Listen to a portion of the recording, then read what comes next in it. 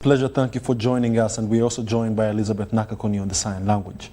Now, in our top story today, President Yoweri Kaguta Museveni has saluted the generation of elders in Ankole sub-region like the late Yosia Kentoma, and embraced modern farming methods, and also supported the liberation struggle by allowing their children to join that effort.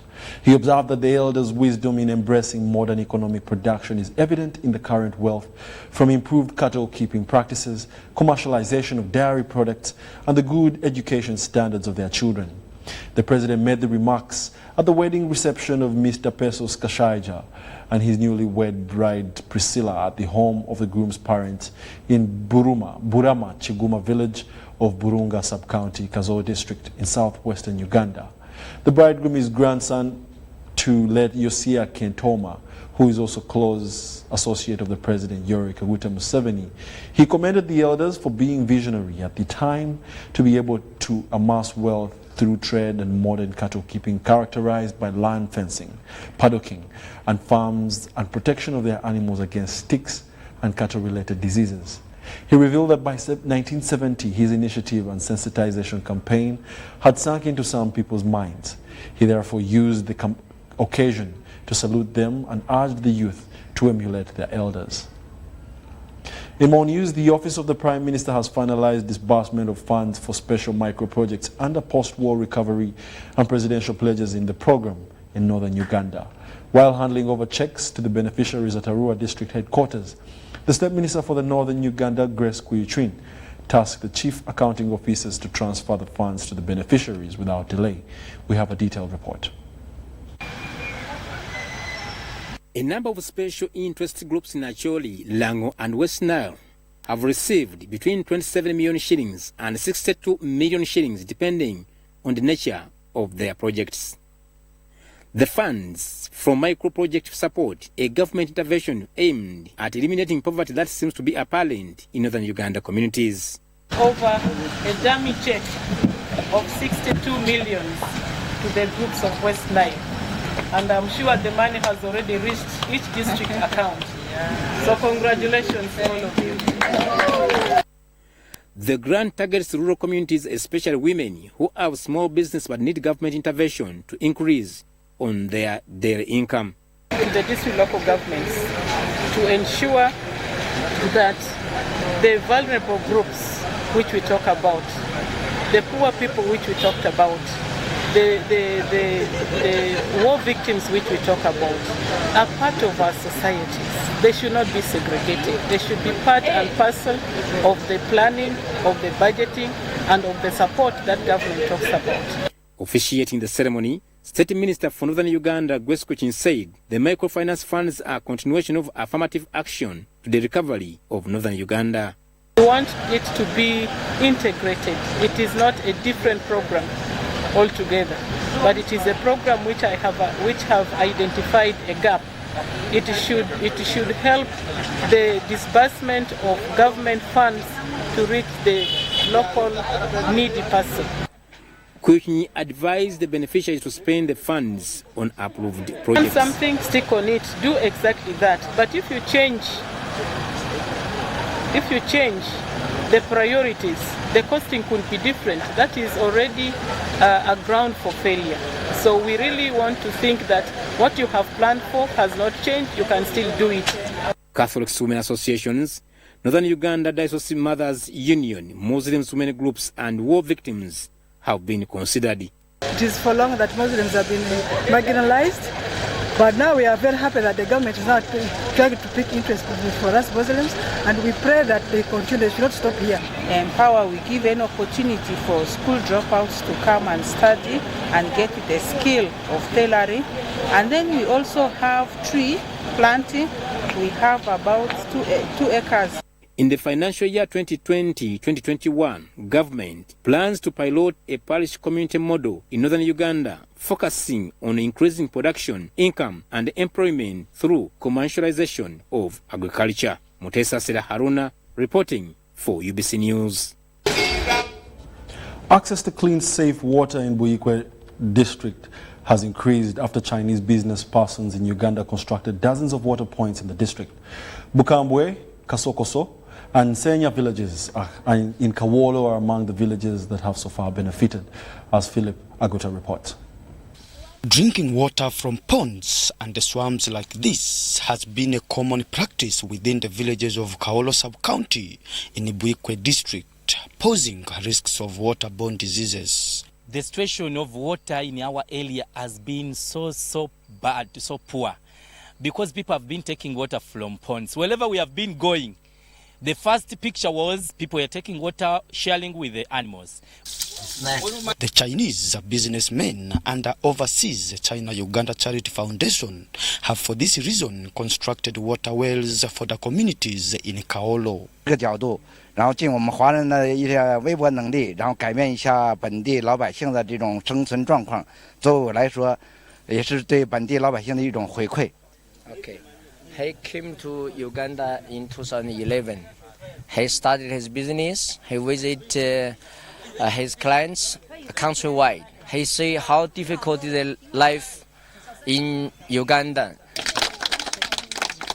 兰迪公司在乌干达这个国家来发展自己的实体和经济，同时兰迪公司也致力于带动乌干达人民一起致富。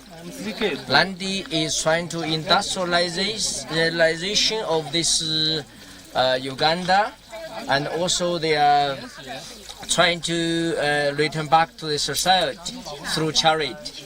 The chairperson oversees China-Uganda Charity Foundation calls for more Chinese to join the cause. We can see more and more Chinese are joining hand with us to continue this project. I hope that through my call to my Chinese entrepreneurs, our Chinese friend, our Chinese community, so next time there will be more people to charity, not only the borehole, not only the well, we can even do whatever we can to help these needy people in this country. The residents are excited about the initiative aimed at ensuring better livelihoods. Last years we've been using this water, but it wasn't good enough. It was contaminated. It was like animals. It was dumped for animals used to drink in. Everything they used to wash in that, so it was a very, very terrible dirty source. For UBC TV News, I am Philip Aguta. Big initiatives right there. However, in other news, Uganda Martyrs Seminary in Mugongo alumni have congregated at their formation institution to celebrate their stay as they are young Christians. The Bishop of Namirembe Diocese, the Right Reverend Wilberforce Chitiolwalira, an alumni of the seminary, was the main celebrant. The Bishop of Sebei Diocese, the Right Reverend Paul Masaba, and retired Bishop of Namirembe Diocese, the Right Reverend Samuel Balagade Sekade attended. We'll take a look.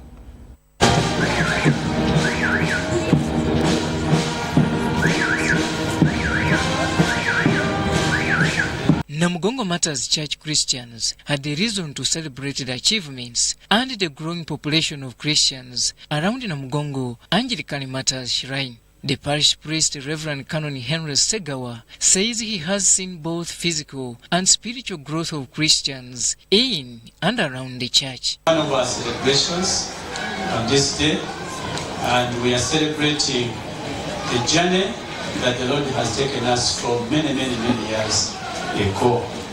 And that's why we are beginning with focusing on the leadership of this church from the pastoral side.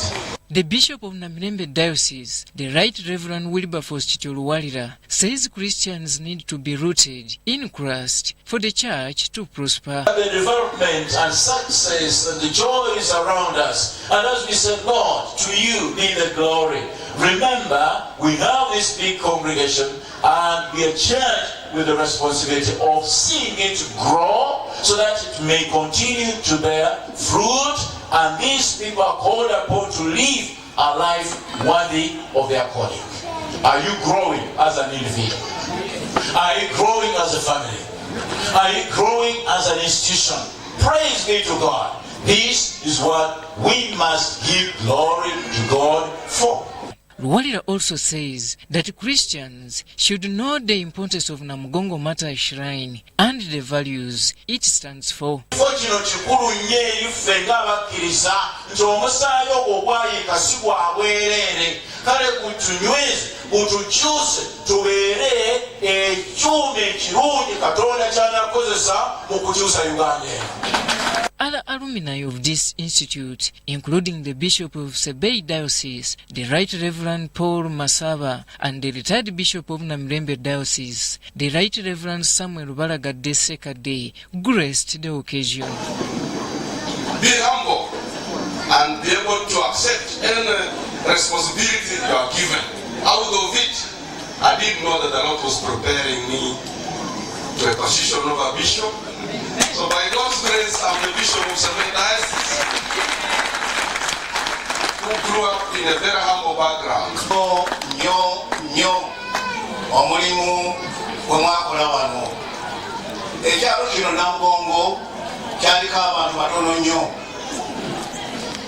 Twali abantu batono 5 nga bagambye 5 ku 10. Era bwe twasomanga nabo bwe twasabanga nabo wano. Priests who studied and worked in this institution received prizes, and later Bishop Luwalira commissioned a guest house for the parish. Story compiled by Beatrice Nanziri for UBC News. Chiinda Mityana Catholic Diocese has celebrated 38 years of existence. It was established in the year 1981 under Kampala Archdiocese. Emmanuel Cardinal Wamala was the founder, bishop, and was succeeded by the late Bishop Joseph Mukwaya. We'll take a look.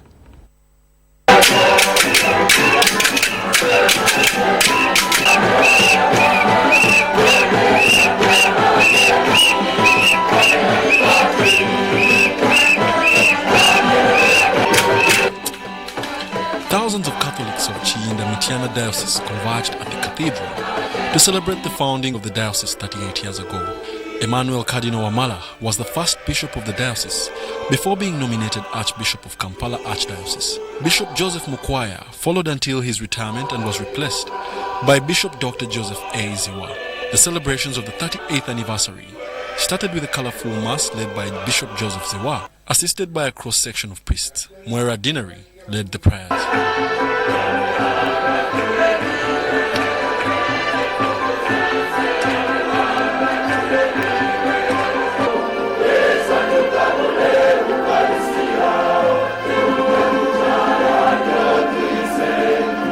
Bishop Ziwa welcomed Chiinda Mityana pilgrims who had traveled to Israel and said that such pilgrimages energize Christians.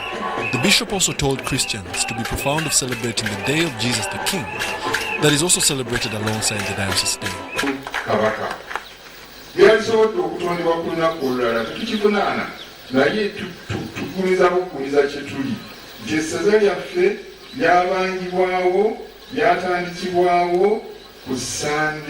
Ya Yesu Kabaka.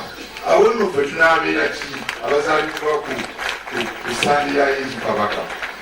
Wano waliwo bamusisiri bannamusisi simanyi lwaki bagatuma naye nze kye nakulirako nti abalina amannya ago kuba bazalibwa musisi ayitaayita. Meanwhile, Bishop Ziwa blessed the new leadership of the diocese amidst celebrations and jubilations. Story compiled by Salongo Fred Kasiwante for UBC News.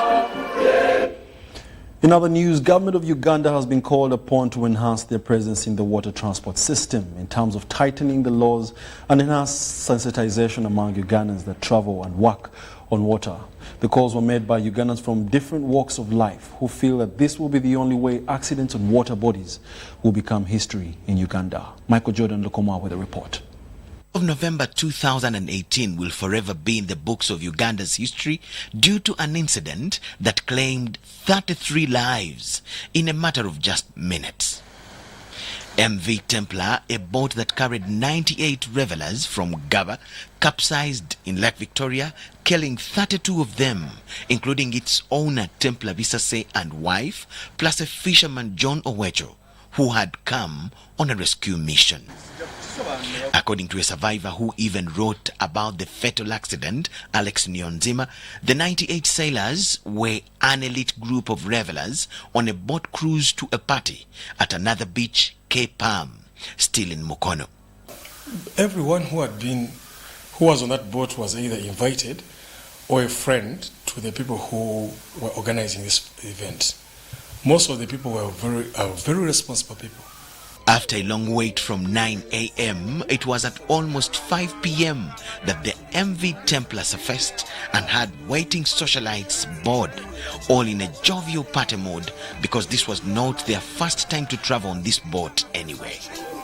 Myself, it was going to be like the 20th time I was going to be on this boat. But after a few nautical miles, signs of questionable mechanical conditions of the boat were visible as it abruptly stopped 3 times in the middle of the lake. And in fact, according to Nyonzima, there was worry and tension among the revelers. The boat suffered 3 engine failures that day that I noticed myself. The first engine failure happened very close to about 2 kilometers away from Keke Beach. Yeah, I was on tension. My heart had never beat so hard. There's a friend of mine called Shafiq. He kept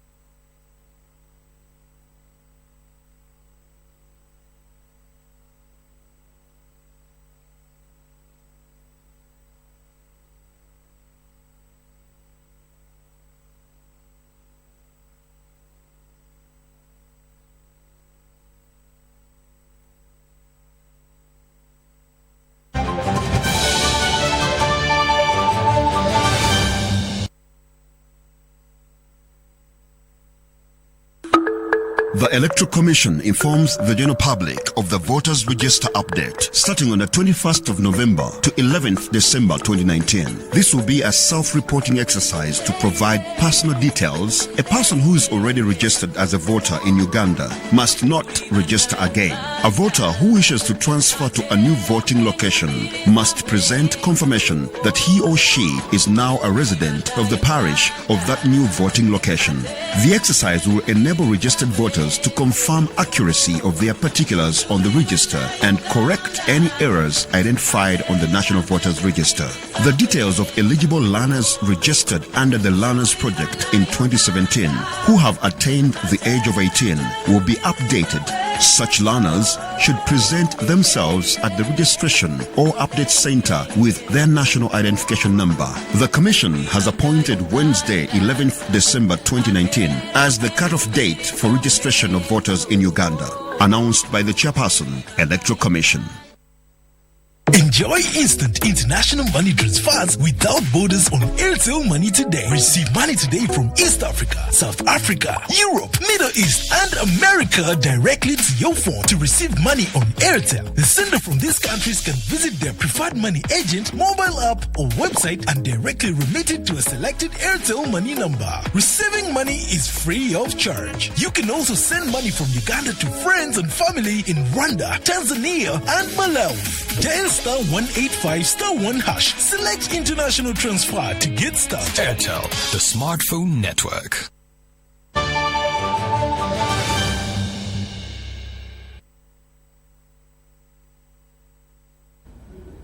And now in the world of business, Korean government through its development agency, the Korea Rural Cooperation, has set up a $1.5 million food processing technology transfer project at the National Agriculture Research Laboratories in Kawanda.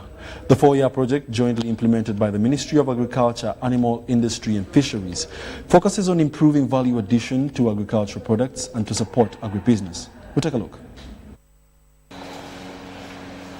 Government of Uganda is partnering with the People's Republic of Korea to set up a facility for adding value to maize, rice and soybeans. The $1.5 million food processing technology transfer facility is producing a range of food products for export and domestic consumption. Here where we are now, it's an integration center for bread making. Different types of bread, the loaves, the muffins, the cookies, all types of confectionery is made here.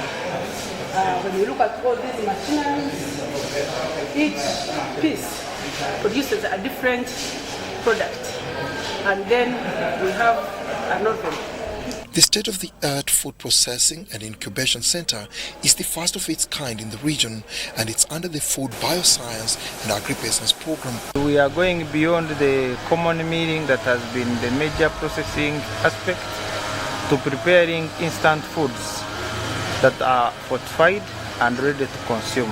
The main technology being transferred through this project is extrusion technology, and this is where raw materials are ground to small coarse particles and taken through a conditioner where water and other ingredients are mixed using the extruder machine. I think in Uganda, the food market is just exist in the raw materials, and we add a food processing technology that can be a food business, the commercialization. Experts in the agribusiness sector say limited amount of produce is marketed to high-value markets, and as a result, the producer return on investment is very low, which in turn constrains reinvestment in production or processing. Dennis Igoa and Henry Okech for UBC Business. In more business news, Ugandans will now be able to use their phones for many things, including social media and sending money to their friends and family while chatting. In this new social media app, Cash Chat, users will be able to access while in Kenya, Burundi, Rwanda and Europe, and also other Asian countries. Now, the founder of Bold Cash, Asha Namanya, says that 20,000 customers are already hooked onto the system. Working together on media, on these social media platforms. And we have combined it in a unique way that you can chat and at the same time promote something you're interested in. Business dimension, we have it, that's through advertising. Mr. Asher? Where if you're in Africa, anywhere, maybe in Europe, you are able to, to send money, be able to chat as you send money and do many things at the same time. So our vision was to connect actually the world. That's the vision. Connect the world through financial technology and social media combined. So we looked at social media and we saw that some things which are lacking in the social media. Fine, you can chat, but then there is something that you are lacking. You will have to go to either another app or another platform to look where you can send money, either you got mobile money. So like it was really, we need to do more than chat. So we integrated now financial technology within that match. So we looked at that element. You can everything about nothing. So for me, what Cash Chat does, we are planting 2 trees with 1 seed. You can chat but still make some money, and online business is the way to go. And so Cash Chat helps you when it comes to online business in terms of shopping, in terms of saving, and the plus is you multitask. You can multitask. You can run your business on the app as well as also get into what's happening everywhere.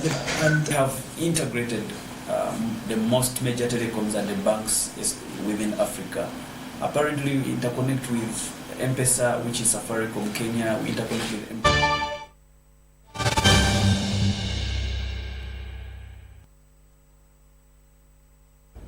And now on the international scene, at least 24 people have died after a passenger plane crashed into houses in Goma City in Eastern Democratic Republic of Congo. Residents on the ground, including 4 family members, were among the victims. The small aircraft went down in Mapendo neighborhood after missing its takeoff from the city's airport on Sunday morning. The officials say that 17 passengers and 2 crew members were on board the plane. Air accidents are relatively frequent in the Democratic Republic of Congo amid lax safety standards and poor maintenance. And all the country's commercial carriers are banned from operating in the European Union. The Dornier 228 twin turboprop aircraft owned by private carrier Busy Bee crashed about a minute after takeoff, a source at Goma Airport told the BBC. The airplane had been scheduled to fly to Beni, 350 kilometers north of Goma. May their souls rest in eternal peace.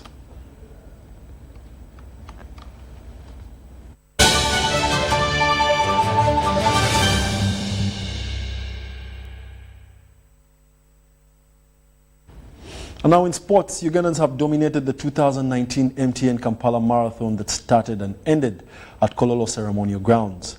This is a rare achievement for Ugandans at this cash-laden marathon that neighbors Kenya and the past learned to negotiate.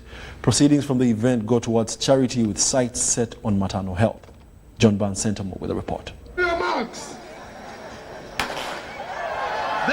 Thousands of people have descended upon Kolo Ceremonial Grounds in Kampala to be part of the 2019 MTN Kampala Marathon.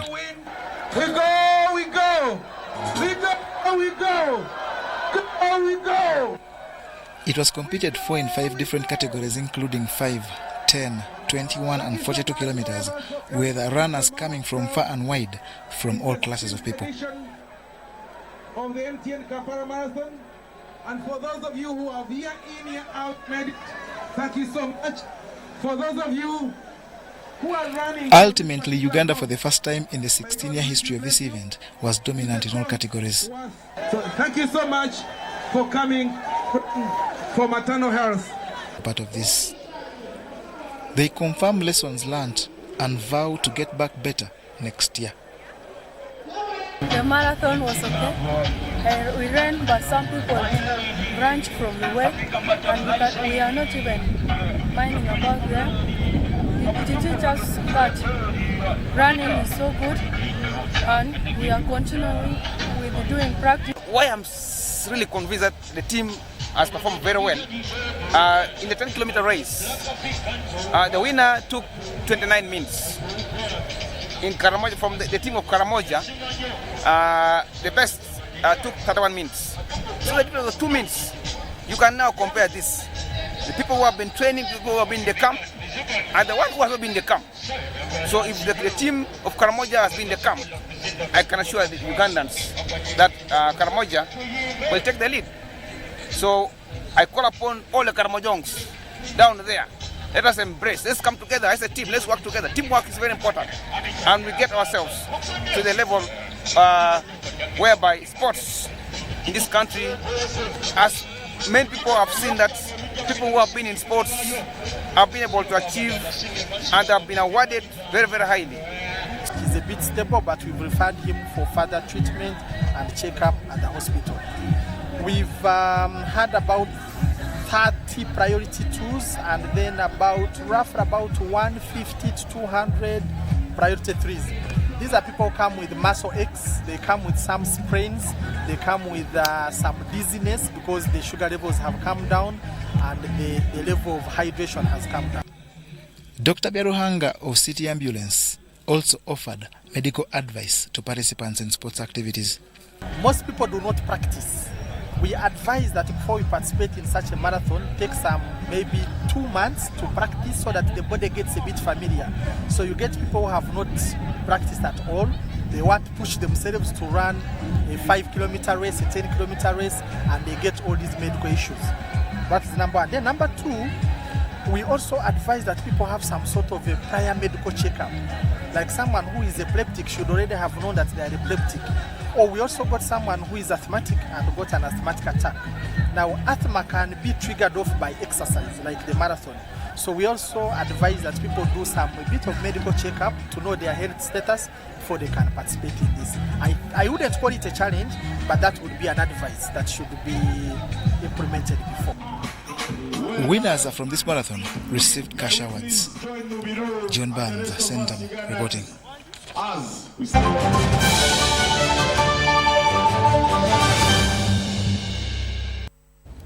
And that brings us to the end of our 8 o'clock News Tonight bulletin. Let's take a look at tonight's top stories.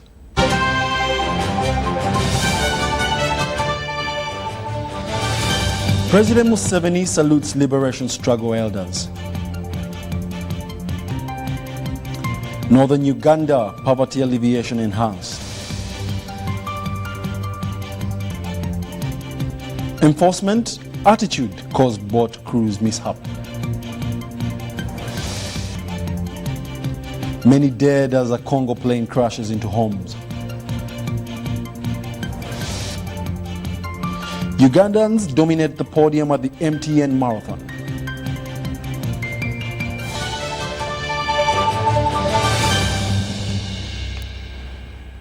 It's It's always a pleasure having you watching UBC News tonight. Join us later at 10 p.m. for more news in our subsequent bulletin. My name is Wadulo Makanod, and on sign language is Elizabeth Nakakoni. See you then.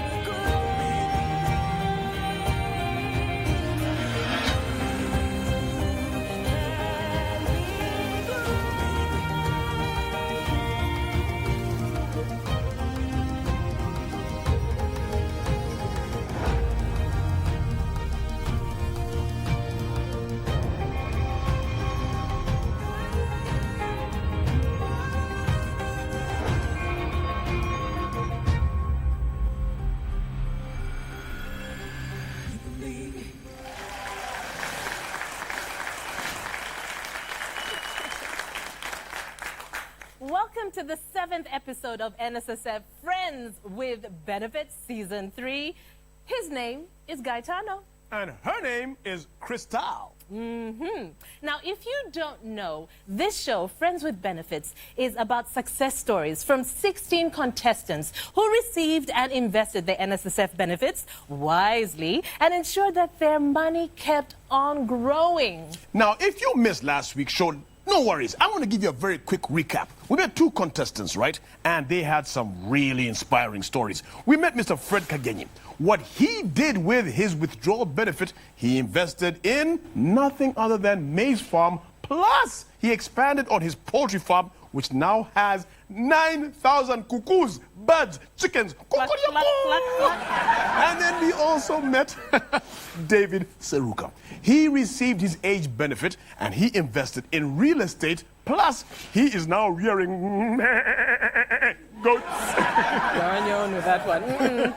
Now remember, the winner from the last episode, that's episode 6, will be announced at the end of this show, so you have to stay right where you are. Now they will make it to our 8 semi-finalists, and they will be one step closer to the grand prize of 30 million shillings.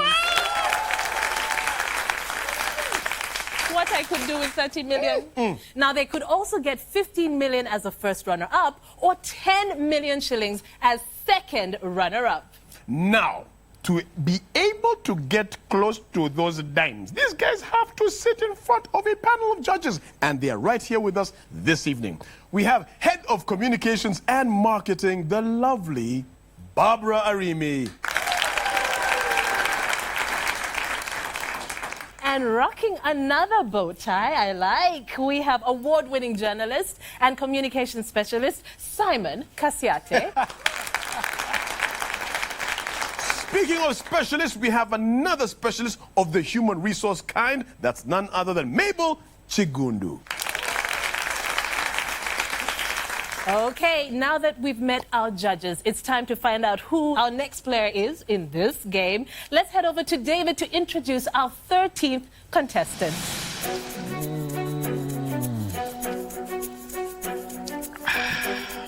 This is not a juice advert. In fact, this is a tribute to you who is involved in small business and industry.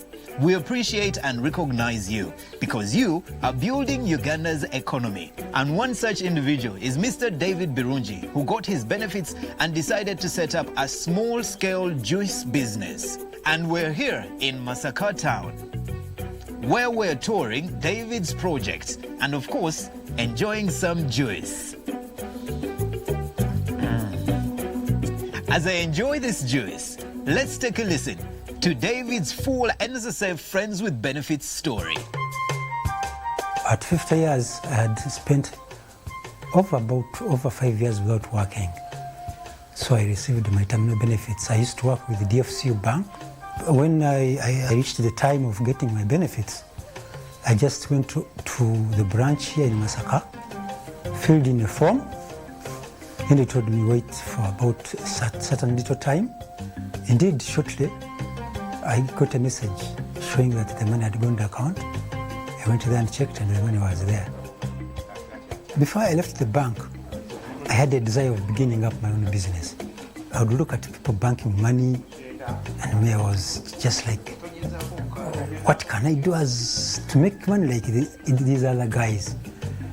So when I look at my salary and look at my capacity, I said, no, I should begin something for myself. When chance came in, when I got my benefits, I had the plan of beginning up a factory. Actually, value addition on food, of which I began fruit juice factory, adding on value. Wano ekifo kino tukolawo juice ow'ennaanasi zennyini enkamule ne tuzifumba ne tuzikamulamu juice ne tuziteeka mu tanka eyo gye mulaba emabega ne tuziteeka mu cupa muno then ne tuzipaakinga ne tuziteekala mu katale. When we are there working seriously, we are able to produce about 100 cartons a day. Ono wa Flavors akacupa ka siringi 5, eddaziini ya siringi 15. The benefits I got from NSSF, 15 went to the factory, 10 I used to complete the family house. Then the remaining balance was used for school fees and domestic use. The advice I can give to young people who are still in employment is don't sit and relax and think that is you finished. Save something, begin something small, target something for yourself, the future. What will be my future?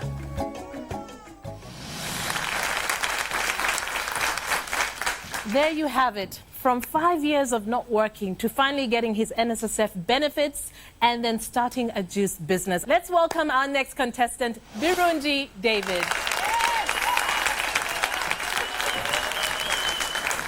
Welcome, David. Welcome. Please have a seat. Thank you Have a very seat. much. I'm glad to see you. Thank you for sharing your story. Yes. All right. So as you can see, we have 3 judges here. So I'm going to hand you over to them. And I think today we'll start with you, Barbara. Okay. Thank you, Crystal. David, what an amazing story. I am very interested in the branding perspective. Thank you very much. Why Repro? Why Repro Juice? That word Repro in full is real product. Okay. We thought of it, sat down and looked at what products, most products on the market are fake, and looked at if we converted the pineapples, the real pineapples, and other fruits like passion fruits, mangoes, to real products, possibly people would be interested in taking our product because it's a real product. David, you don't grow the fruits. Fruits in Uganda are seasonal even with our incredible climate. I haven't also seen in your facility where you can store them or freeze dry them or dry them in one or another to keep them for a season of drought. How can we be comfortable that this product, real as it is, will remain on the market if the supply chain is not being handled? One factor I considered starting off this business was the raw materials. I stay in Masaka town. Masaka is a place where they grow pineapples. In plenty, by the way.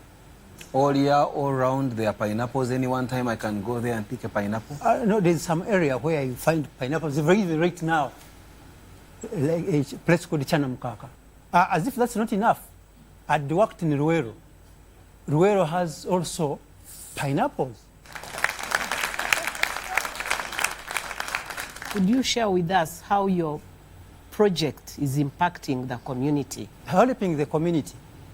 One, we buy pineapples from the farmers. 2, when we sell, we purchase things like license from the council. We've declared ourselves to URA. We've got a TIN number. We need to pay taxes. So that is impact on community. Well, David, thank you for your resilience. We feel your big dreams. We really do. Well, if you feel David's big dreams, you need to vote for him.